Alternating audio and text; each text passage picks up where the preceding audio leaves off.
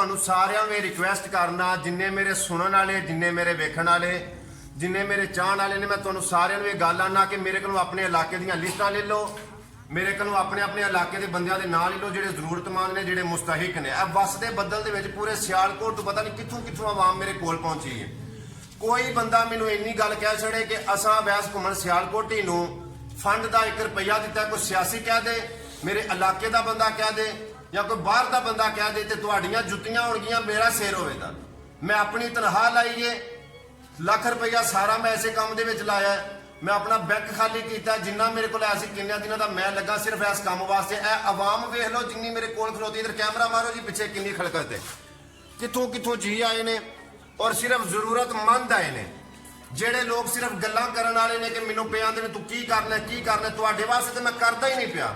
ਕੋਈ ਸ਼ਰਮ ਕਰੋ, ਗੈਰਤ ਕਰੋ, ਜਾਂ ਤੇ ਕੰਮ ਕਰੋ ਤੇ ਜਾਂ ਫਿਰ ਆਪਣਾ ਬਕਵਾਸ ਬੰਦ ਕਰੋ, ਆਪਣਾ ਮੂੰਹ ਬੰਦ ਕਰ ਲਓ। ਲੋਕਾਂ ਨੂੰ ਬਹਾਨਾ ਕੀ ਹੈ ਕਿ ਅਸੀਂ ਕੰਮ ਕਰਨੇ ਆ ਪਏ। ਅੱਲਾ ਦੀ ਰਜ਼ਾ ਵਾਸਤੇ ਕਰੋ, ਅੱਲਾ ਵੇਖਣ ਵਾਲਾ ਹੈ। ਔਰ ਇਸ ਵਾਰ ਮੈਂ ਤੁਹਾਨੂੰ ਸਾਰਿਆਂ ਨੂੰ ਇਹ ਪੈਗਾਮ ਦੇਣਾ ਚਾਹਾਂਗਾ ਕਿ ਅਗਰ ਮੇਰੇ ਰੈਫਰੈਂਸ ਨਾਲ, ਮੇਰੇ ਥਰੂ ਅਗਰ ਤੁਸੀਂ ਚਾਹੋ ਕਿਸੇ ਦੀ ਮਦਦ ਕਰਨਾ, ਮੈਂ ਤੁਹਾਨੂੰ ਲੋਕਾਂ ਦੀਆਂ ਲਿਸਟਾਂ ਫਰਾਹਮ ਕਰਨਾ, ਲੋਕਾਂ ਦੇ ਘਰਾਂ ਦੇ ਐਡਰੈਸ ਦੇਣਾ, ਉਹਨਾਂ ਦੇ ਘਰਾਂ 'ਚ ਆਪ ਜਾ ਕੇ ਦਿਓ। ਮੇਰੇ ਹੱਥ 'ਚ ਪੈਸਾ ਨਾ ਦਿਓ, ਮੈਨੂੰ ਰਾਸ਼ਨ ਨਾ ਭੇਜੋ ਕਿ ਮੈਂ ਤਕਸੀਮ ਕਰਾਂ। ਮੈਂ ਅੱਗੇ ਬੜਾ ਗੁਨਾਹਗਾਰ ਬੰਦਾ, ਕੱਲ ਅੱਲਾ ਦੀ ਬਾਰਗਾਹ ਦੇ ਵਿੱਚ ਮੈਂ ਵੀ ਹਿਸਾਬ ਦੇਣਾ। ਮੈਂ ਤੇ ਇੰਨੇ ਜੋਗਾ ਹੀ ਨਹੀਂ ਕਿ ਮੈਂ ਅੱਲਾ ਪਾਕ ਦੀ ਜ਼ਾਤ ਨੂੰ ਇੰਨਾ ਹਿਸਾਬ ਦੇਵਾਂ ਤੇ ਮੈਂ ਇੰਨਾ ਭਾਰ ਚੁੱਕ ਲਵਾਂ। ਆਪ ਮੇਰੇ ਨਾਲ ਲੱਗੋ, ਮੈਨੂੰ ਪੁੱਛੋ, ਮੈਂ ਤੁਹਾਨੂੰ ਇਲਾਕੇ ਤੁਹਾਡੇ ਦੇ ਲੋਕਾਂ ਦੇ ਐਡਰੈਸ ਦੇਣਾ, ਮੇਰੇ ਨਾਲ ਲੱਗੋ, ਮੇਰੇ ਨਾਲ ਲੱਗ ਕੇ ਕੰਮ ਕਰੋ। ਅਗਰ ਮੇਰੇ ਤੇ ਇਤਮਾਦ ਕਰੋ, ਮੇਰੇ ਤੇ ਭਰੋਸਾ ਕਰੋ, ਤੇ ਫਿਰ ਯਕੀਨ ਕਰੋ 1 ਪੈਸਾ, 1 ਰੁਪਈਆ ਕੀ 1 ਪੈਸਾ ਵੀ ਉਸ ਥਾਂ ਨਹੀਂ ਮੈਂ ਜ਼ਾਇਆ ਕਰਾਂਗਾ ਕਿ ਜਿੱਥੇ ਤੁਹਾਡਾ ਪੈਸਾ ਜ਼ਾਇਆ ਨਹੀਂ ਹੋਏਗਾ। ਜਿਹੜੇ ਮੁਸਤਹਿਕ ਨੇ, ਜਿਹੜੇ ਜ਼ਰੂਰਤਮੰਦ ਨੇ, ਉਹਨਾਂ ਤੱਕ ਤੁਹਾਡਾ ਮੈਂ ਪੈਸਾ ਪਹੁੰਚਾਵਾਂਗਾ। ਇਸ ਵਾਸਤੇ ਆਵਾਮ ਵੇਖ ਲਓ, ਮੈਨੂੰ ਆਟਾ ਨਹੀਂ ਮਿਲ ਰਿਹਾ।